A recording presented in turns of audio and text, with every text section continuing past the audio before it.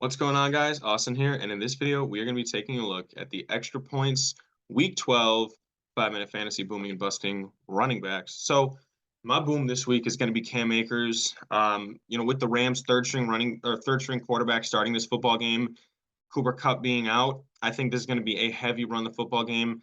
And although Kansas City does have a decent run defense, I think it's just going to be one of those games where it's like they're going to be out of it so fast that they're just going to have to end up giving somebody the football. And this seems like a good spot for Cam Akers to get some touches after almost being frozen out of the offense for several weeks. Antonio Gibson versus Atlanta. Let's be real here. He is definitely the best running back on the roster. And after Brian Robinson came back to get the start in like week 3 or 4 or something like that, it was pretty obvious that he's not as good. And so Antonio Gibson kind of won his job back. And Atlanta just doesn't have a great run defense at all. So even if Atlanta gets up, Washington can still run the football. If Washington gets up, they're absolutely running the football. Michael Carter versus Chicago. Chicago didn't have a great run defense to begin with. You take out Roquan Smith, and it's a game changer right there.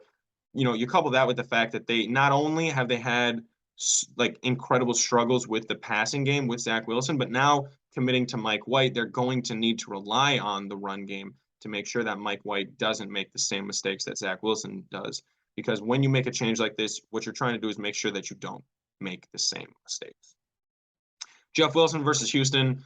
So Raheem Mostert, it looks like he might be banged up and not fully healthy. They just came off a bye week, and he still missed a Wednesday of practice, which is never a good sign coming off a bye if you still have to miss a day of practice.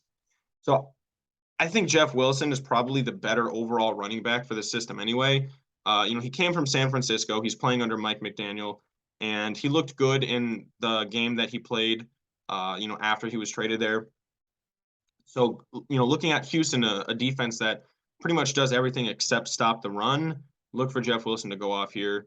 And then A.J. Dillon, the Green Bay Packers are going to need to establish a physical presence in this football game. And without Jordan Davis and, some of the interior defensive line issues that Philadelphia has been experiencing, I think that running between the guards, running between the tackles is going to be a big emphasis on the Packers' offensive game plan this week. Plus, the Packers had an extra 2 or 3 days of rest. Thursday.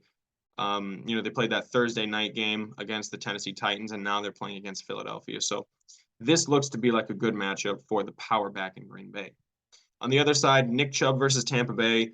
I expect Tampa Bay to limit Nick Chubb and his yards per carry for the most part. Now, there's always a chance that he breaks away, for a random touchdown, and that could mess me up here because it's Nick Chubb. Let's be real here; he's one of the best running backs in football. But Tampa Bay has an excellent run defense, and I think they've got a good enough offense to put up a few points early on the bad Cleveland defense that it's going to be very hard for Cleveland to stay in the game while running the football. It's going to look a lot like the Buffalo game did, where they had to abandon the run real early. Dameon Pierce at Miami. Miami, they've got an okay run defense. They don't have a very good pass defense, and they're going to be able to score points well enough early to get a lead, and I think that's just going to freeze him out of the game.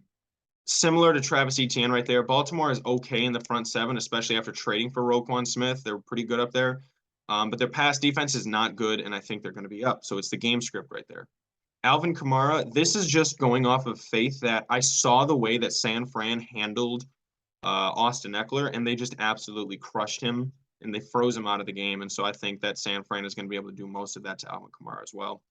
Joe Mixon, the look there is, he got hit in the head. He has a concussion, or he's in concussion protocol rather. From that game against the Steelers, he got pulled out of it. Even if he plays, he won't have practice this week. And Tennessee knows what they're doing, especially on that front seven stopping the run. That I don't think that Joe Mixon or Samaje Perine, for that matter, are going to be able to have a great game here. So let me know what you think in the comments down below. Be sure to like and subscribe and stay up to date on all of our future content.